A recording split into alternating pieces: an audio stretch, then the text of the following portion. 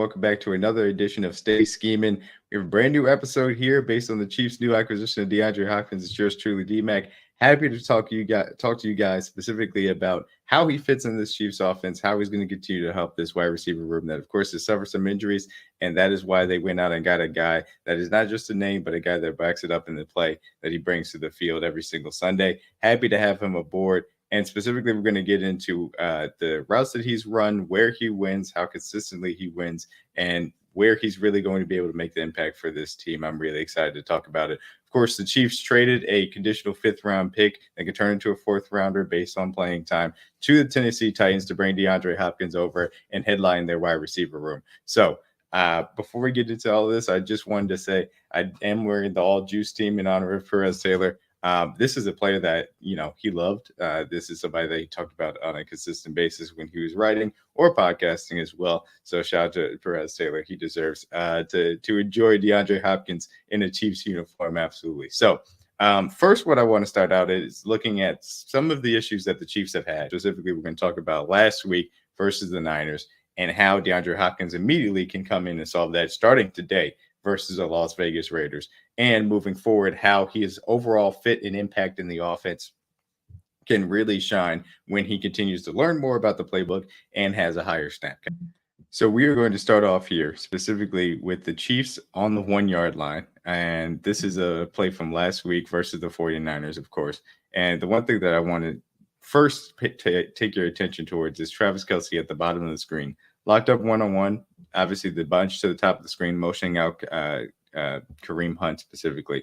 I want you to pay attention to this route and where Patrick Mahomes decides to start out in the play and what he has to improvise to make happen to make sure that he gets the ball into the end zone. So Travis Kelce, bottom of the screen, kind of gets locked up, not able to get open. Patrick Mahomes, of course, runs over Mustafa, the Niners safety, which was so fun to watch. A lot of great memes coming out of that. But watch Mahomes' eyes here to start off the play. Going to be looking left, looking left. Can't find anybody. And the reason why is because that play is isolated to have Travis Kelce one-on-one, bottom of the screen, attacking that cornerback and getting open. But of course, nobody does end up getting open.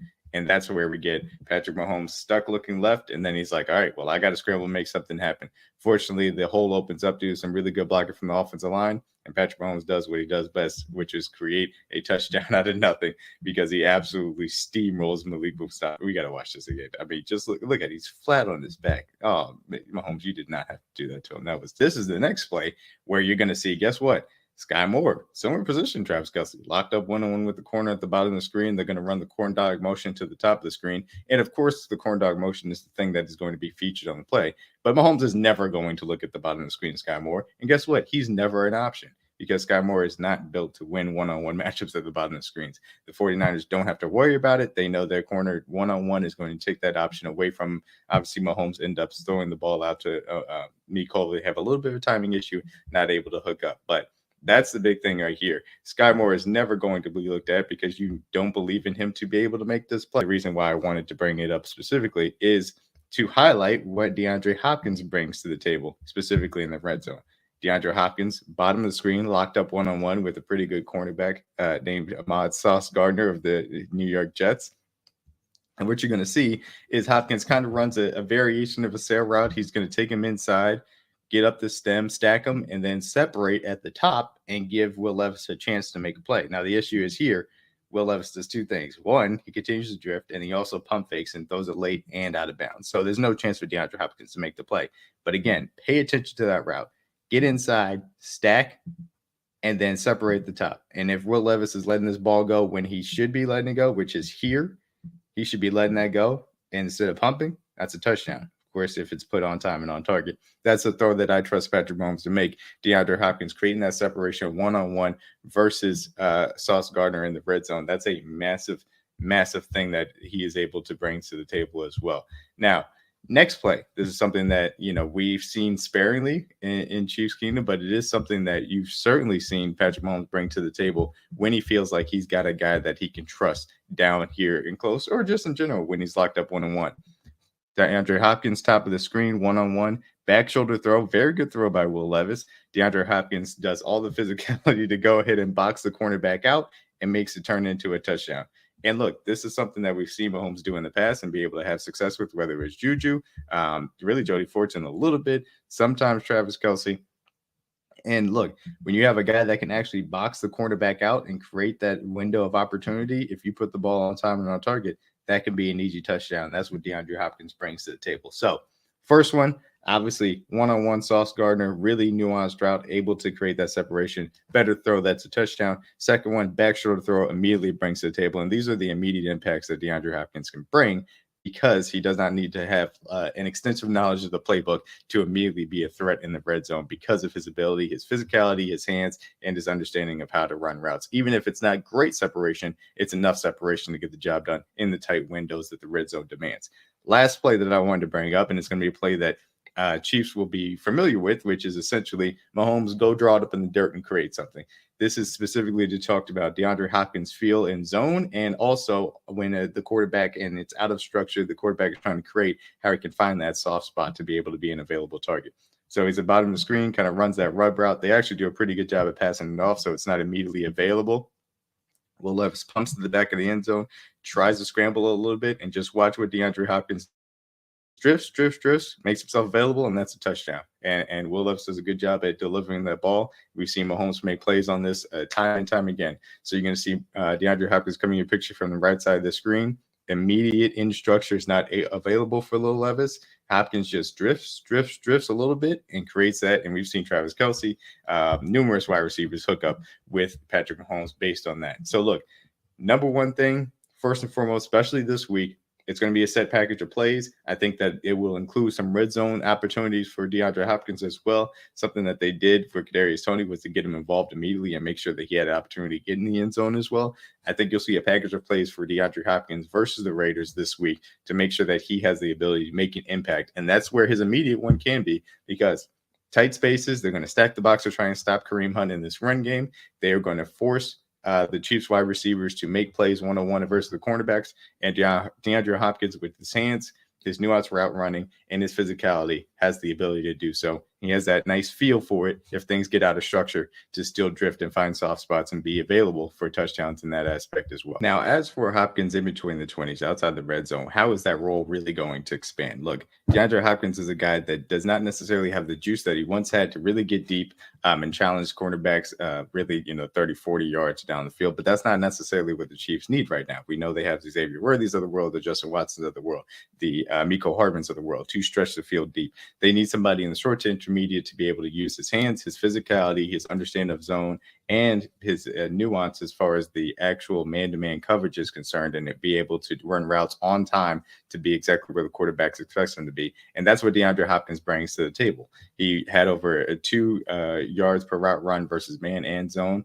That is, he has the ability to make an impact in between the 20s as well. That's the aspect that I think the more that he learns of the playbook, he will be able to have a higher snap count and be able to be available in those specific opportunities. But one thing that I wanted to specifically point out, one thing that he does very well as far as what he versus with the Titans just this year, there's only talking about 2024, and what the Chiefs do extremely well. And this is a staple route within the Chiefs offense. Andy Reid loves this route. We've seen it for years. If you're a part of Chiefs Kingdom, you're going to recognize this immediately. The first clip that I'm going to show here is going to talk about Travis Kelce versus the Raiders last year, and one of the key plays that I had to start out. And this is one of Patrick Mahomes' best throws of last year in general. Chelsea's going to come across the formation, create that 2x2 set, get a stem release, see it, and you know exactly what's coming next. You got a running back in the flat. You got a guy threatening deep. You know what this is. This is a flood concept, and Travis Kelce is running that sail route that we know and love. And, Mahomes puts it right on the money, just ear holes Divine Diablo to be able to get that long completion. Again, you're going to see it again. Kelce in motion. He's going to run it right at number 5, get in behind him. Mahomes is going to put it on the money, and that's a good chunk play. Again, this is something that you've seen as a staple. Travis Kelce loves to run that sail route. They love to run it specifically with flood concepts to put the defense in conflict at all 3 levels. And Mahomes has the arm talent to make those throws on a consistent basis. Now, one wrinkle that we've seen this year to start out, which unfortunately we will not see the rest of the year, Rashee Rice started running these routes specifically because they knew he had the juice and the understanding of where to be able to do so. This was a huge maturing aspect of his game that I really love to see early on that unfortunately we're not going to be able to see more this year. Rashee Rice here inside of the 3x1 set, which ends up turning into a 4x1 set because they motion the running back out. And they believe that's Carson Steele at the top of the screen as well. And he's just doing a chip thing. Travis Kelce's kind of staying underneath. And again, flood concept, one side, put the defense into conflict. You've got one guy on the inside kind of running that red line-ish that's going to turn into a seam, vertical stem. You've got the outside wide receiver running a straight go. And Rashee Rice is going to run what is kind of what I like to coin is the sail sit. So he's going to look at it, but it's a side adjustment. If it is zone coverage and a guy has that outside leverage, don't run the full sail. Don't run yourself into coverage. Just go ahead and sit down. And that's exactly what Rashee Rice is going to do. He's going to sit right there at the sticks. And obviously his juice is able to create some extra yards after the catch. Again, you're going to see Rashee Rice come in, be able to widen that inside linebacker, hold him inside, come out, sees the cornerback staying outside, go ahead, sit right in zone coverage and create that again. And look, this is something that I'm just going to let run because DeAndre Hopkins had 4 plays or 4 completions, let's say, of over 15 yards just on these types of concepts. Flood concepts to the right side, you see a little play action aspect of it as well, and just sail routes. Consistently DeAndre Hopkins because he understands the feel for zone. He also can do it versus man coverage as well, which you can see him just absolutely toast the cornerback at the top of the route right there. And he has the hands to make sure to convert those tough sideline catches if necessary. And this was a really good job of Will Levis being able to put the ball on the money when needed. But this is something that DeAndre Hopkins did just consistently throughout the start of the season, let alone last season as well. And this is important because this is a staple concept of what the Chiefs like to do. Like to get good wide receivers inside, put the defense in conflict in on 3 levels and then hit that sail route and be able to have that side adjustment if necessary. But look, DeAndre Hopkins, once again, just getting over the top, defense in conflict at all 3 levels. They don't have the opportunity to get to him. So look, this is a major piece of what I expect DeAndre Hopkins, once he learns more of the playbook, is going to be featured and be able to do from day one. And I cannot wait to see how he converts on those sail routes as well. They needed the opportunity to create those chunk plays in the passing game. They've been extremely efficient in the run game to this point. They understand how to do that. They can set up the play action concepts. Kelce, Noah Gray, those guys can still create yards. Xavier Worthy is still taking the top off the defense, and he's done a really good job at doing so. I believe that deep connection is going to continue to come more. They're missing that explosive aspect really to their passing game, and DeAndre Hopkins in the intermediate portions of the field because of his physicality, because of his understanding in zone, because of his understanding of route nuance and man, and that ultimate ability to catch the ball and be secure in that for Mahomes to trust him, will be that guy that can be able to create those chunk plays in between the 20s. I cannot wait to see him integrated into this offense. It's going to be a lot of fun. So we will be talking about, obviously, the wrap-up of this Vegas versus Chiefs game. Some business being handled, absolutely. We will be talking on Tuesday night, Tell the Truth, 8 p.m., 8:30 Central Standard Time. Make sure you guys come back and watch that as well. Of course, Kingdom Cast Thursday nights. And please do make sure that if you are checking me out at DMac Week 316, I do have my weekly matchup show of the entire National Football League. We're also going to start doing a little bit more of X and O's breakdown over Win the Day TV for other NFL stuff. So please, by all means, continue to come over and to check out all of the content as well, both on this great channel and everything I've got over at DMac Week 316. Appreciate you guys for coming by today. Hope you guys enjoy the game, man. Let's go out there and get another Chiefs victory. Welcome.